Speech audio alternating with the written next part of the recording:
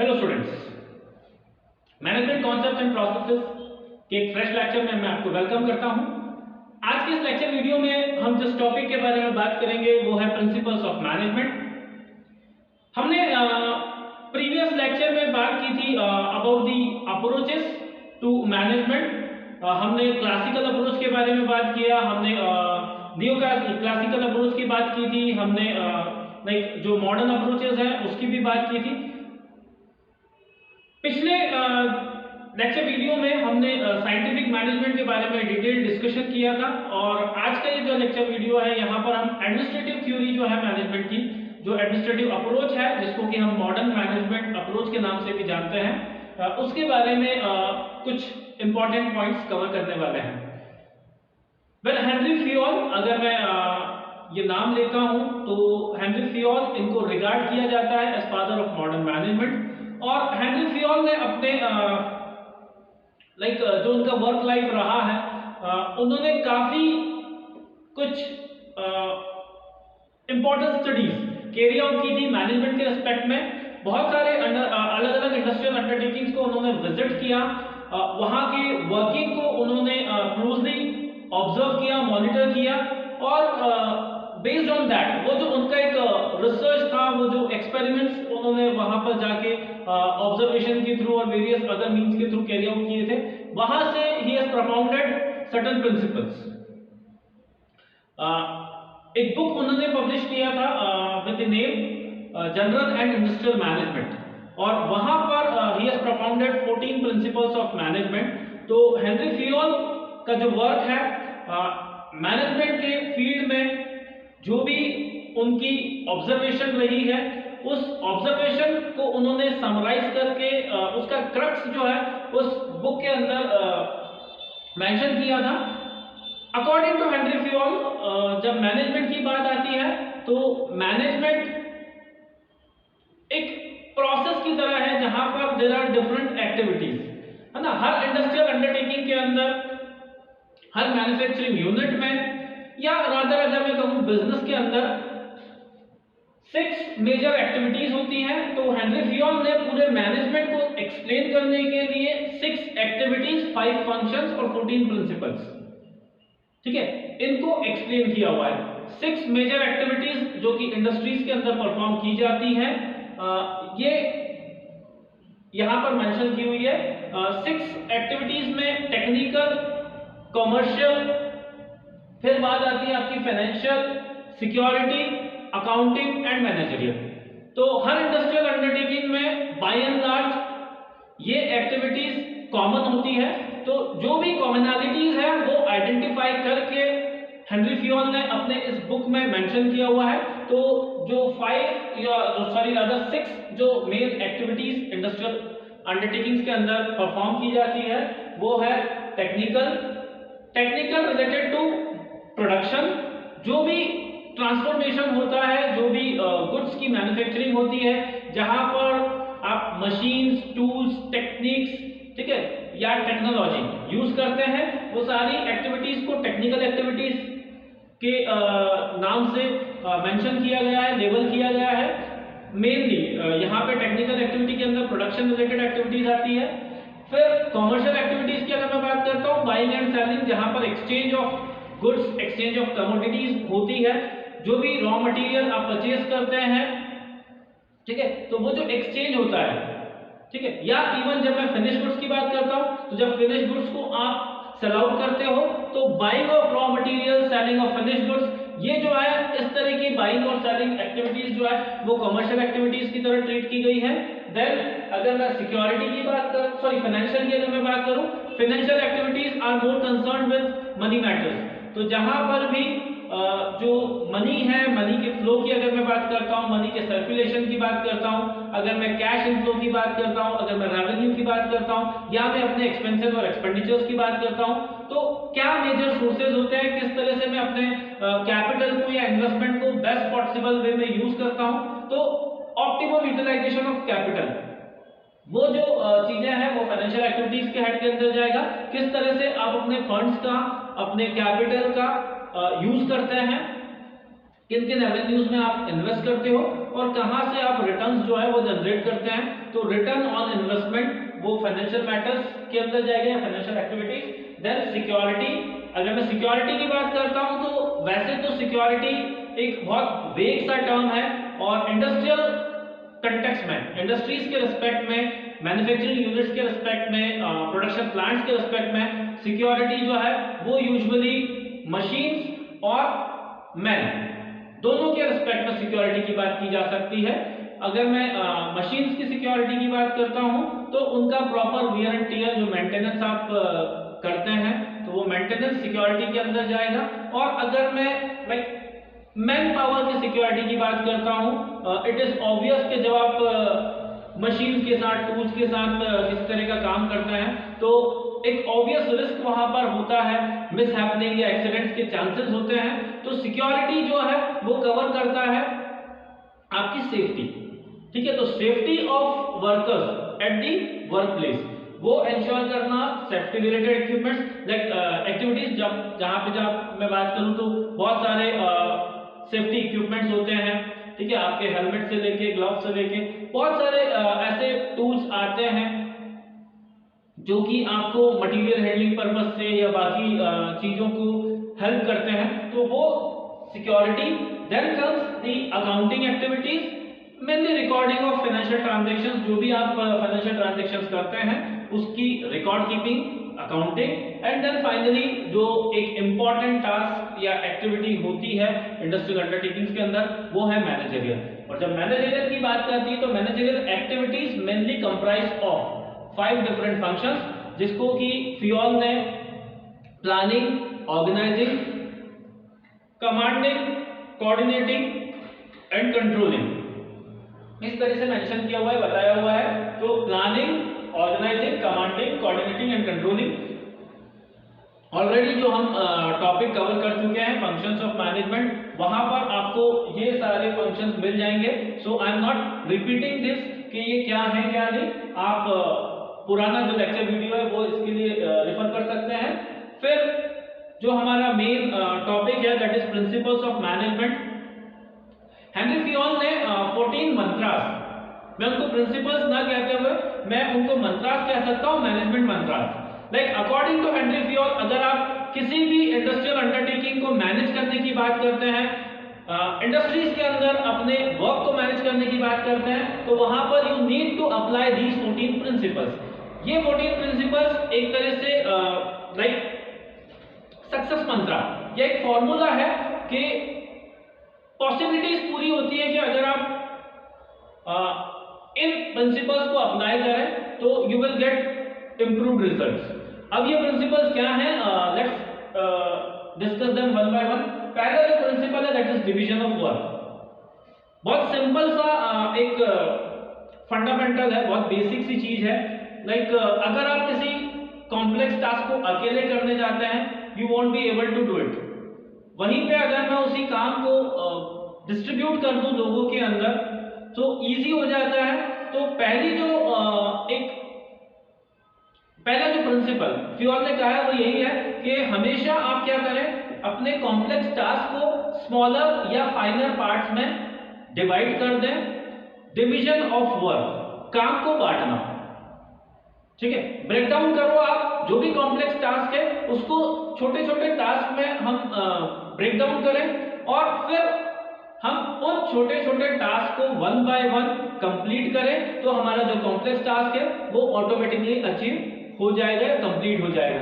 तो बड़े काम को करने के लिए छोटे छोटे कामों में उस काम को पहले आप बांटें और फिर वो आप अलग अलग लोगों को असाइन कर दें as per there like competence. जो जिस काम में थोड़ा बहुत जिसको एक्सपोजर या एक्सपर्टीज है, हम उस व्यक्ति को वो काम देखें और उससे काम अपना कंप्लीट करा दें।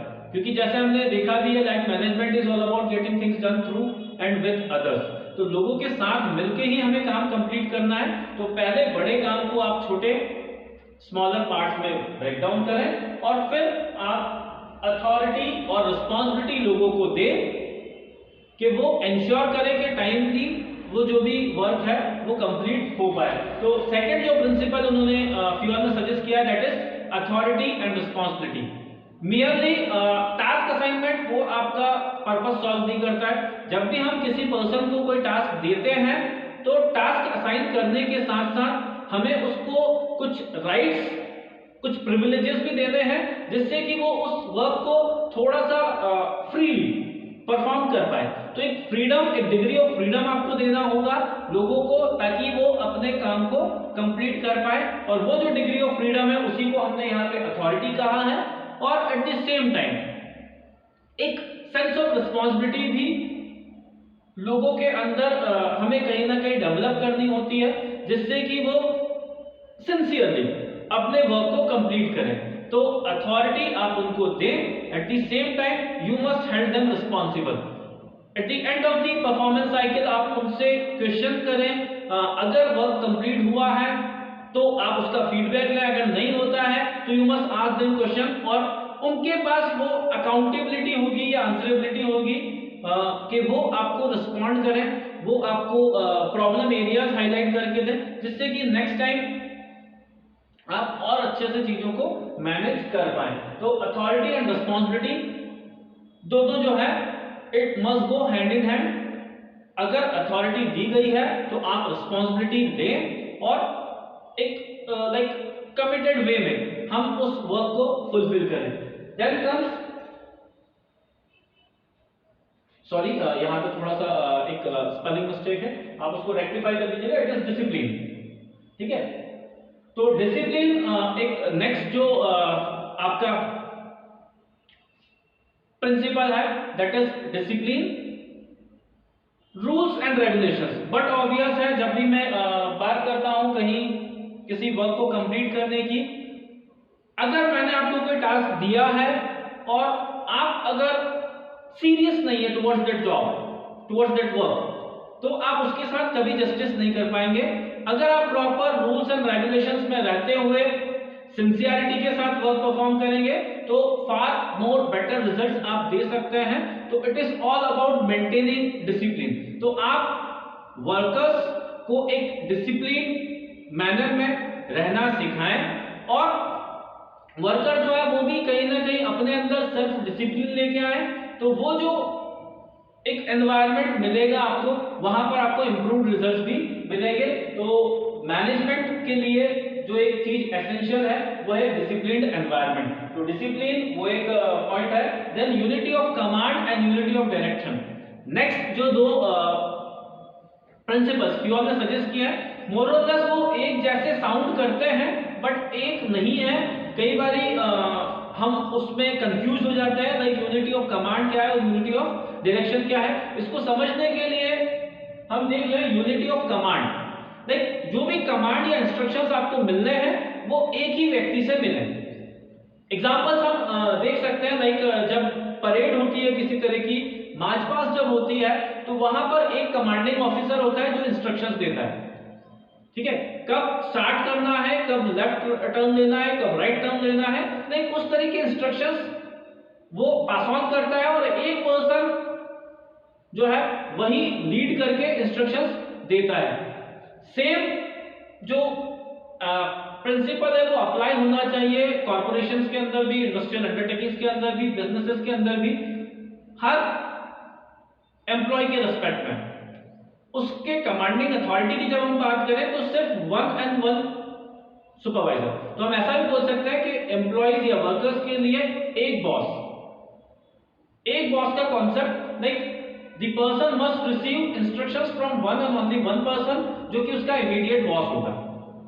अगर अलग अलग जगहों से आपको इंस्ट्रक्शंस मिलेंगे, यू विल गेट कंफ्यूज, और फिर कहां किसको प्रेफरेंस देनी है, किसको प्रायोरिटी देनी है, तो ना तो आप ये काम कर पाएंगे ना वो काम कर पाएंगे। इसलिए इट्स एडवाइजेबल कि पर्सन को एक ही व्यक्ति instructions they. Than unity of direction, जो भी हमारे टाइम एनर्जी एफर्ट्स हैं वो सब एक गोल के ऊपर लगने चाहिए। हम कहते भी हैं लाइक ऑर्गेनाइजेशन में एक कॉमन गोल के लिए सभी लोग काम करते हैं, तो उसको यहाँ पर यूनिटी ऑफ डायरेक्शन के अंदर रखा गया है। लाइक हम सभी लोग एक कॉमन पर्पस, एक कॉमन गोल के लिए काम करें, सभी एम्प्लॉयज, सभी वर्कर्स, सारे ऑर्गेनाइजेशन के मेंबर्स एक ही डायरेक्शन में मूव हों, तो जो भी हम स्टेप्स लेते हैं वो एक ही डायरेक्शन में होने चाहिए। अलग अलग माइंडसेट्स, अलग अलग स्ट्रेटजीज, अलग अलग पॉलिसीज पे जब हम काम करेंगे तो वहां पर प्रॉब्लम्स हमें फेस करने को मिलेगी। तो इट्स बेटर कि सारे लोग एक तरह से सिनर्जी के साथ काम करें और एक ही डायरेक्शन में काम करें। Then subordination of goals. अगर मैं सबऑर्डिनेशन ऑफ गोल की बात करूं तो मैं ऐसा कह सकता हूं, we must put our organisation first. हमारी पहली प्राथमिकता होनी चाहिए हमारा ऑर्गेनाइजेशन, हमारा काम। हमारे जो भी पर्सनल कमिटमेंट्स हैं, हमारे जो भी पर्सनल लाइफ, मैं कह सकता हूं पर्सनल लाइफ और प्रोफेशनल लाइफ, इसको आप सेपरेट रखें। और जब भी बात करते हैं आपके वर्क की तो यू मस्ट रिस्पेक्ट इट, आपको उसको प्रेफरेंस देनी है। आपको ऑर्गेनाइजेशन के गोल्स को फर्स्ट प्रायोरिटी रखनी है। और इन केस अगर कभी कहीं आपको चूज करना हो तो यू मस्ट चूज ऑर्गेनाइजेशनल गोल। अगर उस तरह का माइंडसेट, उस तरह की मेंटालिटी, उस तरह का अप्रोच अगर हम डेवलप कर पाते हैं, उस तरह की आइडियोलॉजीज हम लेके चलते हैं तो कहीं ना कहीं एक कमांडिंग पोजीशन में हम होते हैं और हम चीजों को मैनेज कर पाते हैं इजीली। अगर लोग अपने इंटरेस्ट को सैक्रिफाइस करते हैं for the sake of organisation wellbeing या ऑर्गेनाइजेशन बेटरमेंट, तो उससे अच्छी कोई बात नहीं हो सकती। उस तरह की ऑर्गेनाइजेशन जहां पर इस तरह कमिटमेंट लोगों में होता है वो हमेशा एक्सेल करेंगे। देन रेम्यूनरेशन, फेयर रेम्यूनरेशन की अगर हम बात करते हैं, देखिए हर किसी की एक्सपेक्टेशंस होती हैं और when it comes to motivation, ठीक है, मनी की अगर मैं बात करता हूं तो मनी एक मोटिवेशनल फैक्टर भी हो सकता है। बहुत से लोग ऐसे होते हैं, even those who are not, जिनकी इकोनॉमिक कंडीशंस उतनी अच्छी नहीं होती, जो कि फाइनेंशियली थोड़े से बैकवर्ड होते हैं, तो उन लोगों के लिए मनी एक मोटिवेटिंग फैक्टर बट ऑब्वियस है होता है। तो हमें ये चीज ध्यान में रखते हुए ये देखना है कि हम जब किसी से काम लें तो बदले में उसको फेयर रेम्यूनरेशन प्रोवाइड करें। जो पेमेंट दी जाती है, जो पैसा दिया जाता है, वो जो जितना डिजर्व करता है, डिजर्विंग एम्प्लॉयज को, वर्कर्स को हमें पेमेंट प्रॉपर करनी होगी। ठीक है, तो रेम्यूनरेशन ऑब्वियस सी बात है, गिव एंड टेक होता है। अगर आप किसी से सर्विसेज लेते हैं तो बदले में आपको उसको अच्छा ट्रीटमेंट देना है, और अच्छा ट्रीटमेंट फाइनेंशियल टर्म्स में अगर मैं बात करूं तो आपको उसको पेमेंट, उसकी जो सैलरी, वेजेस, व्हाटएवर जिस भी नाम से आप उसको यूज करते हैं, आपको उसको वो रेम्यूनरेशन प्रोवाइड करना है। Then comes the principle of centralisation.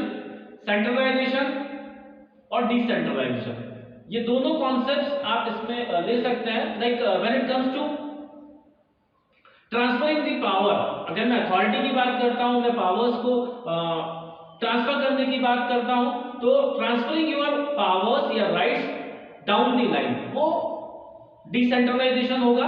तो मेरे नीचे जितने लोग काम कर रहे हैं, या जैसे अगर जो मेरे सबऑर्डिनेट्स हैं, अगर मैं सबऑर्डिनेट्स को अपने राइट्स दे देता हूं, अपनी अथॉरिटी, अपना पावर जो है मैं अपने सबऑर्डिनेट्स को दे देता हूं, तो वहां पे मैंने सिस्टम को क्या किया हुआ है, डिसेंट्रलाइज किया हुआ है। सेंट्रलाइज और decentralise, you have to choose between the two. As a manager आपको देखना होता है कि क्या चीजें हैं, ऐसे कौन से फंक्शंस हैं, क्या पावर है जो आपको अपने तक रिस्ट्रिक्ट करके रखना है, और क्या चीज है जो कि आप पास ऑन कर सकते हैं टू दी नेक्स्ट लेवल। तो यहां पर मैनेजर्स को थोड़ा सा कॉशियस होने की जरूरत है, सावधानी के साथ आपको इस प्रिंसिपल को अप्लाई करना है, क्योंकि सेंट्रलाइजेशन और डिसेंट्रलाइजेशन दोनों के अपने प्रॉस एंड कॉन्स होते हैं। You have to take care, और अलग अलग सिचुएशंस में सेंट्रलाइजेशन और डिसेंट्रलाइजेशन वर्क करता है। आपको देखना है, अगर आपका वर्कफोर्स सेल्फ डिसिप्लिन है, वो खुद से काम कर सकते हैं, वो कमिटेड है, सिंसियर है अपने वर्क को लेकर, तो बट ऑब्वियस है आप पावर्स उनको दे सकते हैं, आप डिसेंट्रलाइज कर सकते हैं। लेकिन अगर वर्कफोर्स वैसा नहीं है, आपको जो नेचर ऑफ वर्क है वो वैसा नहीं है, सिचुएशंस आपको परमिट नहीं करती, तो आपको सारी चीजें अपने तक कन्फाइन करके रखनी होगी, और वहां पे सेंट्रलाइजेशन की तरफ आपको मूव करना होगा। तो सेंट्रलाइजेशन डिसेंट्रलाइजेशन इसको आप एक लॉजिकल वे में यूज करके ऑर्गेनाइजेशन को प्रॉपर्ली मैनेज कर सकते हैं। Then comes scalar chain. जब मैं स्केलर चेन की बात करता हूं तो वहां पर बात आती है कम्युनिकेशन के फ्लो की। जो भी मैसेजेस हैं वो एक सिंगल चेन में जो भी कम्युनिकेशन होता है वो एक फॉर्मल वे में किया जाना चाहिए। तो फॉर्मल कम्युनिकेशन एक सिंगल लाइन में होता है जो कि फ्रॉम टॉप टू बॉटम होगा and from bottom to up. तो top down and bottom up इस तरह की दो अप्रोचेस आप ले सकते हैं। और जब भी मुझे कोई कम्युनिकेशन करना हो तो मैं एक सिंगल लाइन को फॉलो करते हुए करूं। हमने लेवल्स ऑफ मैनेजमेंट देखे थे, top level, middle level, lower level. तो ये जो लेवल्स हैं हम किसी भी लेवल को बाय एनी मींस क्रॉस ना करें या हम बाईपास ना करें। अगर मुझे कोई प्रॉब्लम बतानी है, मुझे कोई सजेशन देने हैं तो मैं अपने इमीडिएट बॉस को दूं, ना कि उसको बाईपास करके उसके ऊपर की अथॉरिटी के पास मैं अप्रोच करूं। तो कम्युनिकेशन जो है वो एक सिंगल चेन में होना चाहिए, from top to down and from bottom to up. फिर ऑर्डर की अगर मैं बात करता हूं, ऑर्डर से यहां पे मेरा मतलब है सीक्वेंस। एक्टिविटीज को अगर आप एक प्रॉपर ऑर्डर में सेट कर लेते हैं, अगर आप चीजों का एक सीक्वेंस बना लेते हैं तो वो चीज आपको हेल्प करती है। तो इसीलिए कहा जाता है कि प्रायोरिटी आप डिसाइड करें और एक प्रॉपर सीक्वेंस, एक अरेंजमेंट आप एक्टिविटीज का बना के चलें, उससे इजी हो जाता है किसी भी वर्क को कंप्लीट करना। देन इक्विटी, बट ऑब्वियस है हर कोई चाहता है कि उसको इक्वल ट्रीटमेंट मिले। तो इक्विटी का जो प्रिंसिपल है अकॉर्डिंग टू फ्योल, उन्होंने रिकमेंड किया था कि हम सभी इंडिविजुअल्स को इक्वली ट्रीट करें। ठीक है, तो equal treatment of one and all.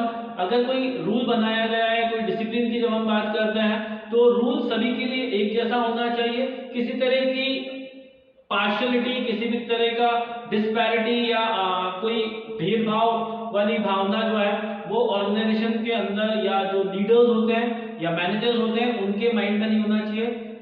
Managers जो होते हैं वो पूरी तरह से इम्पार्शियल होने चाहिए। पार्शियलिटी, फेवरेटिज्म, इस तरह की इल प्रैक्टिसेस ऑर्गेनाइजेशन में नहीं होनी चाहिए।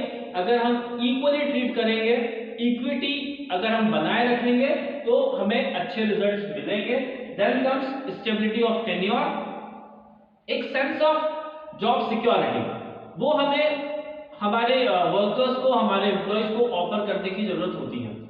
जब लोगों को लगेगा कि okay fine, they are secured enough, ठीक है ना, उनकी जॉब सेफ है, तो वो अपना बेस्ट देने से कतराएंगे नहीं। मिस्टेक्स, बट ऑब्वियस है जो काम करता है उससे मिस्टेक्स होती हैं। अगर आप कोई काम करेंगे तो आप मिस्टेक्स भी करेंगे, दैट इज फॉर श्योर। तो मिस्टेक्स अगर होती है तो उन मिस्टेक्स के लिए हम उनको कैसे ओवरकम करते हैं उसके लिए कुछ सजेशंस दें, ना कि हम पनिश करें वर्कर्स को, ना कि हम उनको किसी तरह से टर्मिनेट कर दें या उनकी जॉब ले लें। तो हायर एंड फायर, बहुत सी ऑर्गेनाइजेशन में यू विल फाइंड कि इस तरह की प्रैक्टिस होती है। ठीक है, तो वो हायर एंड फायर वाले प्रिंसिपल पे अगर आप काम करेंगे तो आप बहुत लंबे समय तक सरवाइव नहीं कर पाएंगे, क्योंकि आपको वर्कर्स का प्रॉपर सपोर्ट नहीं मिल पाएगा। एक अच्छा एम्प्लॉयर बनने के लिए आपको उनको प्रॉपर सपोर्ट देना पड़ेगा, उनको एक रूम देना पड़ेगा, आपको उनको चांस देना पड़ेगा कि वो अपने परफॉर्मेंस को दे पाए। ठीक है, एक और दो मिस्टेक्स पे उनको जज नहीं करना है, या अगर वो परफॉर्म नहीं कर पाते तो हमें एक सब्सटेंशियल उनको टाइम देना है कि जिसमें वो अपने परफॉर्मेंस को इंप्रूव कर पाए, बेटर कर पाए। तो स्टेबिलिटी ऑफ टेन्योर, ठीक है, एटलीस्ट हम उनको कुछ एक प्रोविजन पीरियड जैसा ऑफर करें, या उस तरह की चीजें होनी चाहिए जहां पर उनको लगे कि they are part and parcel of the organisation for a substantial time. फिर इनिशिएटिव, अगर कोई कुछ नयापन लेके आता है, नॉवेल्टी की अगर हम बात करते हैं, तो अगर कुछ नई मेथड, नए सजेशन की जब हम बात करते हैं, कोई इनिशिएटिव लेता है, कोई अपफ्रंट आके किसी चीज की पहल करता है, तो हमें ऐसे लोगों को उनके उन एक्सपेरिमेंट्स को, उनके उस अप्रोच को वेलकम करना चाहिए, वेलकम करने की जरूरत है, ना कि उनको क्रिटिसाइज करना।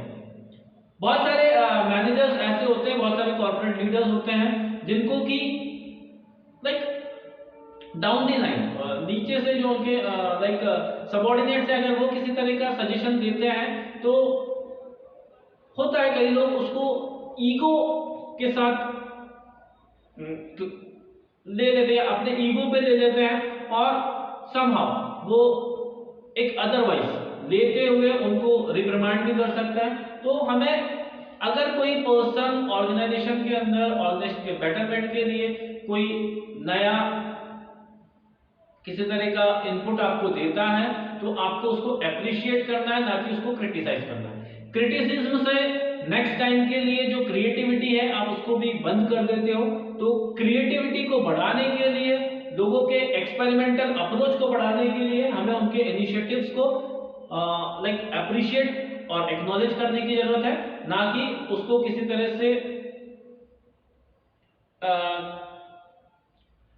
डिग्रेड या डिसरिगार्ड करने की जरूरत है। और लास्ट जो एक प्रिंसिपल है वो है spirit de corps, unity is strength. ऐसा कहा गया है like united we stand and divided we fall. ठीक है, तो जितना ज्यादा हम एकजुट होकर रहेंगे, जितना एक दूसरे को हम सपोर्ट करेंगे, जितना हम एक दूसरे की लाइक स्ट्रेंथ को कॉम्प्लीमेंट करेंगे, जितना ज्यादा हम एक दूसरे के स्किल सेट को कॉम्प्लीमेंट करेंगे, उतना हम एक्सेल कर पाएंगे अपने परफॉर्मेंसेस के अंदर। तो ऑर्गेनाइजेशन को आगे बढ़ाने के लिए, ऑर्गेनाइजेशनल एक्टिविटीज को प्रॉपर्ली मैनेज करने के लिए सभी लोगों को एक साथ एकजुट होने की जरूरत है। स्पिरिट डी कॉर्प्स वही कहता है like unity is strength, we must be united. हम सभी को एक जैसा सोचना चाहिए, एक जैसा काम करना चाहिए, तभी हम ऑर्गेनाइजेशन का और खुद का किसी तरह से इंप्रूवमेंट या ग्रोथ कर पाएंगे। तो these are the principles of management जो कि हेनरी फ्योल ने सजेस्ट किया है। और ये जो हमने देखा, ये हेनरी फ्योल का जो एक अप्रोच था जिसको फ्योलिज्म भी कहा गया है। तो फ्योलिज्म के बारे में हमने पढ़ा, अभी मॉडर्न मैनेजमेंट के बारे में हमने यहाँ पर कुछ पॉइंट्स कवर किए। एग्जामिनेशन पॉइंट ऑफ व्यू से ये जो 14 प्रिंसिपल्स होते हैं ये इंपॉर्टेंट है, तो यू मस्ट रिमेंबर इट। ये 14 प्रिंसिपल्स क्या हैं, आपको इनको याद भी रखना है। और इन नियर फ्यूचर जब आप एक कॉर्पोरेट में जाके कहीं अपनी सर्विसेज देंगे, जब आप मैनेजरियल रोल्स में खुद को पाएंगे, तो वहां पर आपको इन 14 प्रिंसिपल्स को अप्लाई भी करना है एज ए मैनेजर, ठीक है, और इनको प्रैक्टिस में भी आपको लेके आना है। सो आई होप कि आप इन सभी प्रिंसिपल्स को अच्छे से याद रखेंगे और इनका इस्तेमाल भी आप भविष्य में करेंगे। So on that note I would like to conclude या सम अप दिस वीडियो, और नेक्स्ट लेक्चर वीडियो में एक नए टॉपिक को फिर से हम डिस्कस करेंगे। Until then, bye bye, take care of yourself.